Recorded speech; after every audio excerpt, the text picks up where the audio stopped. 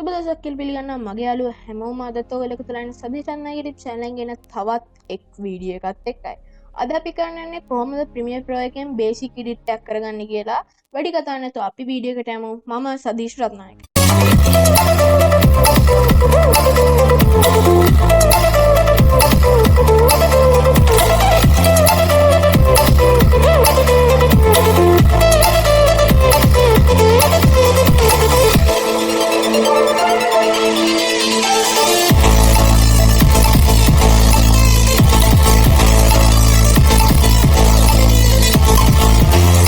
මම මුලින්ම ෆයිල් වලට ගිහිල්ලා new එකෙන් project කියන එක දීලා new project එකක් create කරගන්න monitor එක ගන්නවා.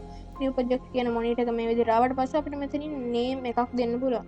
මම මෙතනට දෙනවා PR1 කියලා. අපිට එහෙම දීලා මෙතන location එකක් තෝරන්න පුළුවන්. මම browse කරනවා. browse කරලා මම මෙතන මේ දීලා තියෙන location එකම කරන්න ඕගොල්ලන්ට ඔන්න මෙතන C එකට හරි E එකට හරි F එකට හරි ගිහිල්ලා ඕගොල්ලන්ට තෝරගන්න පුළුවන්. මෙහෙම වීඩියෝ හරි මොකක්ද හරි ගිහිල්ලා ඕගොල්ලන්ගේ අවශ්‍ය මේක save වෙන්න ඕන තැන ඕගොල්ලන්ට select කරන්න පුළුවන්. select folder දීලා okay දෙනවා. මේ විදිහට අපිට Premiere Pro screen එක බලා ගන්න පුළුවන්. මෙතන අපිට මේ බලා ගන්න පුළුවන් project Premiere 1 කියලා. මම කලින් Premiere Pro episode 1 එකේදී මේකේ මුලින්ම interface එක ගැන introduction එකක් කරලා තියෙනවා. ඕගොල්ලෝ මේ වීඩියෝ එකත් බලන්න කියලා මම ඉල්ලනවා. මේ විදිහට customize කරගන්න විදිහ ගැනත් ඒකෙදී අන්තිමට කියලා දුන්නා. ඒක වැරදුනහම හදාගන්න විදිහත් Premiere Pro episode 2 එකේදී මම කියලා දුන්නා. හරි අපි මෙතෙන්ට වීඩියෝ එකක් import කරගමු. මම මෙතනින් මෙහෙම ගිහිල්ලා මේක මෙහෙම පැත්තකට දාලා මම මේකෙන් මෙහෙම කරලා දාගන්නවා. ඊට පස්සේ අපිට මෙන්න මේක මෙහෙම බලා ගන්න පුළුවන්. අපිට මේක මෙහෙම ඩබල් ක්ලික් කරලා අපිට මේක source monitor එකට දාගන්න පුළුවන්. source monitor එකේදී අපිට මෙහෙම play කරලා බලන්න පුළුවන්.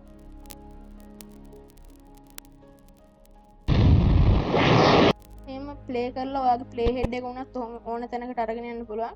මම play head එක මේ හරියට වගේ අරගෙන ගිහිල්ලා I අකුර ඒ කියන්නේ in කියන එක I අකුර මෙහෙම දෙනවා. අපිට කෑල්ලක් විතරක් කපා ගන්න ඕන හින්දා ඊට පස්සේ අය ඔයාට ඕන නම් කපා ගන්න ඕන තැනට මෙහෙම අරගෙන යන්න ඕනේ. මෙහෙම අරගෙන ගියාට පස්සේ මට මෙතෙන්ට ඕන නම් O අකුර. කියන්නේ out කියන අකුර දීලා මෙන්න මෙතන මේ තියෙන source monitor එකේ උඩින් අල්ලලා මෙහෙම කරලා අල්ලලා අපේ timeline එකට දාගන්න. ඒකට හරියන්න අපේ timeline එක create වෙනවා. ඊට පස්සේ මම ආයෙ පාරක් project Premiere 1 කියන එකට PR1 කියන එකට යනවා. ඊට පස්සේ අපිට මෙහෙම sequence එක create වෙලා තියෙනවා. අපිට ඊට පස්සේ මේ විදිහට Premiere Pro එකේ timeline එක බලා ගන්න පුළුවන්. මම timeline එක ගැනත් පොඩිවට විස්තරයක් කියලා දෙන්න. මෙතනින් අපිට tools කිහිපයක් බලා ගන්න පුළුවන්. මෙතනින් tool ටිකක් බලා ගන්න පුළුවන්. මෙතන මේ snap tool එක බොහෝ දුරට ඔයගොල්ලෝ on කරගෙන තියාගන්න. ඒක ගොඩක් හොඳයි. අපි එතකොට මෙන්න මේ timeline එකෙන් මෙතන බලා ගන්න පුළුවන් V3 කියලා. V3 කියන්නේ video 3. ඒ කියන්නේ වීඩියෝ කොටස් අපිට මෙහෙම දාගෙන යන්න පුළුවන්. මෙතන තියෙනවා V2 කියලා. ඒ කියන්නේ video 2. මෙතන V1. අපිට මේ වගේ තවත් වීඩියෝ footage එකක් දාගන්න ඕන අපිට මෙතනට දාගන්න පුළුවන්. right click කරලා මෙතනට add track කියන එක දාගන්න පුළුවන්. add track එකට ගිහිල්ලා okay දෙන්න පුළුවන්. අපිට කැමති track ගානක් දාගන්න පුළුවන්. ඊට පස්සේ මෙතන V4 කියලා එකක් අපිට add වෙනවා. ඒ වගේම අපිට audio track උත් දාගන්න පුළුවන්. මමත් මෙහෙම audio track දාලා තියෙනවා. ඕගොල්ලන්ට එහෙම දාගන්න පුළුවන්. ඊට පස්සේ අපිට මේ timeline එකේ මෙතන play head එක ඕන විදිහට අරගෙන යන්න පුළුවන්. මම මේක පොඩ්ඩක් අරගෙන ගිහලා පෙන්නන්නම්. මේ විදිහට අපි අරගෙන ගිහිල්ලා මෙතනින් දැන් අපිට කට් කරලා ඒ කියන්නේ වෙන් කරන්න ඕන. අපිට එතෙන්ට තව වීඩියෝ එකක් දාන්න ඕන නම් වගේ අපි මෙතන තියෙන මෙන්න මේ eraser tool එක ඕගොල්ලන්ට දැන් මෙතන මගේ පේනවා ඇති. අන්න ඒකේ eraser tool එකෙන් අපිට මේ කපා ගන්න පුළුවන්. ඒකට shortcut key එක තමයි C. ඔයාගේ මේ keyboard එකේ C ඔබලා ඔයාලට මෙන්න මේ විදිහට shortcut key එකෙන් ගන්න පුළුවන්. අතන දැන් ඕගොල්ලන්ගේ මෙතන snap කියන tool එකේ on කරගෙන තියෙනවා නම් මෙතෙන්ට මෙහෙම ගිහම magnetic වගේ ඒ කියන්නේ magnet වගේ මෙහෙම ඇලෙනවා වගේ වෙනවා.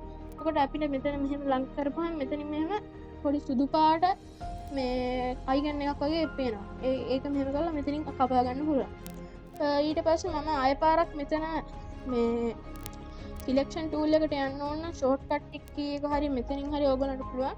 මේක ඉක්මනට කරගන්න ඕන නම් ඕගොල්ලන්ට shortcut key විදිහට V ඔබන්න පුළුවන්. V press කරලා ඔයාලට මේක ආයෙ මෙහෙම ඇද ගන්න මේ විදිහට කරගන්න පුළුවන්. ඒ වගේම තමයි මේ මෙන්න මෙතන මේ තියෙන මෙව් එකෙන් ඔයාලට මෙහෙම ලොකු කරගන්න මෙහෙම කරලා පොඩි කරගන්න timeline එක පුළුවන්. ඕගලන්ට එහෙම පොඩි කරගෙන දැන් අපි ඉන්නේ සිලෙක්ෂන් ටූල් එකේනේ. මෙන්න මේක මෙහෙම කරලා ඇදලා මේ හරියට වීඩියෝ හරිය ඔහොම අරගෙන යන්න පුළුවන්. මෙන්න මෙහෙම තියාගන්න පුළුවන්. ඊට පස්සේ අපිට තව ෆොටේජ් එකක් දාගන්න ඕන නම් මම මෙන්න මෙතන මේකටම ගිහිල්ලා අපි මෙතන ඉන්නේ කපාගත්තේ. ඒක වෙන තැනකට ගිහිල්ලා මෙන්න මේ තැනට ගිහිල්ලා එහෙම අයි අකුර දාගන්න.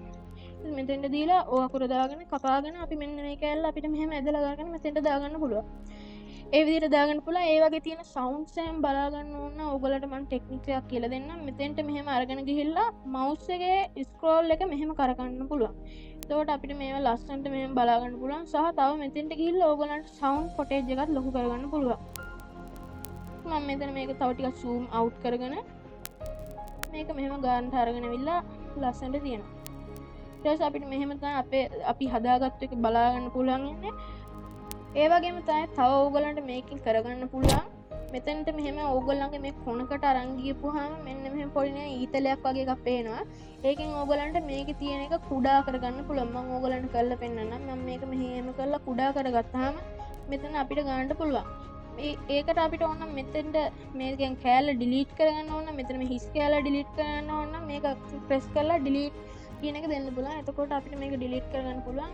ඒ විදිහට දැන් පොඩි වෙලා තියෙන්නේ. ඒ වගේම තමයි මේ ඔක්කොම ෆොටේජස් එකට ස්පීඩ් කරන්න හැම ඕනි වුණොත් ඒවත් මම ඔයගලන්ට ඉදිරියට කියලා දෙන්නම්. ඒ වගේම තමයි මේකෙදි තව එකක් තමයි අපිට ටෙක්ස්ට් එකක් එහෙම ඇඩ් කරන්න ඕන වෙනවා. මම ටෙක්ස්ට් එකක් ඇඩ් කරන විදිය දැන් ඔයගලන්ට කියලා දෙන්නම්.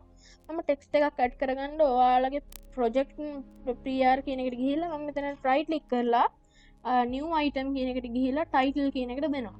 එතකොට මේක title 1 කියන නමින් දෙනවා. ඊට පස්සේ මෙතන අපිට title new එක open වෙනවා. ඉතින් මේක සරලවම මම මෙතන title එකක් දාන විදිය මම කියලා දෙන්නම්. මෙතන title fonts සහ ඒ වගේ colors තියෙනවා. මම මේ වගේ එකක් දීලා මෙතනින් දාගන්නවා Sadeesh කියලා. මේ විදිහට දීලා මෙන්න මේක අපිට මෙතනින් කට් කරගන්න පුළුවන්. ඊට පස්සේ මෙතෙන්ට අපිට ඒක ටයිටල් එක අවිල්ලා තියෙනවා. මේක ඊට පස්සේ මෙහෙම ඇදලා අරගෙන මෙහෙම ගිහලා මෙතනින් තියාගන්න පුළුවන්. මේක මෙහෙම අවශ්‍ය තරමට ලොකු කරගෙන අපිට ඉෆෙක්ට් කන්ට්‍රෝල් එකට මේක මෙහෙම ක්ලික් කරලා දැන් මෙහෙම ලස්සනට වැඩිලා තියෙනවා. මේකෙන් මෙහෙම ස්කේල් එක එහෙම වැඩි කරගෙන පොඩ්ඩක් යටට එහෙම දාගන්න පුළුවන්. ඒ වගේම ගොඩක් ඉදිරියට අපි ඉදිරියේදී ඇඩ්වාන්ස් වීඩියෝ වලදී එහෙම කියලා දෙනවා. මේ විදිහට ලස්සනට ඇනිමේෂන් දාගන්න විදිහත් අපි ඉස්සරහට කතා කරමු.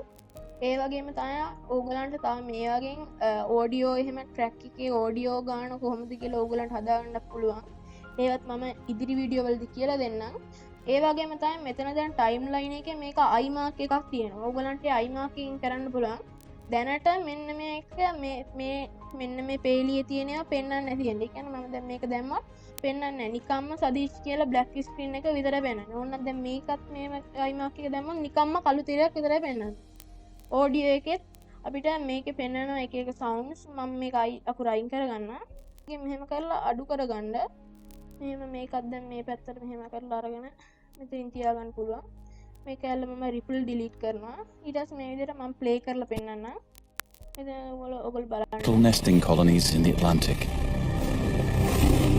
But they were the perfect food to feed hungry sailors on passing ships. And over the centuries, their numbers fell. තවත් ගොඩක් දේවල් ගැන අපි ඉදිරියට කතා කරන නිසා Sadeesh Rathnayake YouTube channel එක subscribe කරලා තියාගන්න. අපි basic edit එකක් කරගන්නේ කොහොමද කියලා දැන් දන්නවා.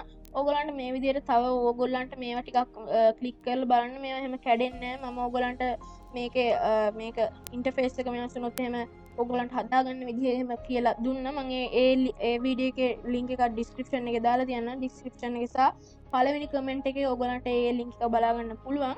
ඒ වගේම දැන් අද මේ වීඩියෝ එක ඉවරයි. මේ ආයෙත් මේ වගේ වීඩියෝ එක බලන්න ඕනේ නම් දැන්ම යට තියෙන රතු පාට subscribe button එක click කරලා සහ තව අර bell button එක click කරලා all කියලා select කරගෙන තියාගන්න. මම Sadeesh Rathnayake නැවත හම් වෙනකම් මම යන සුබ දවසක්.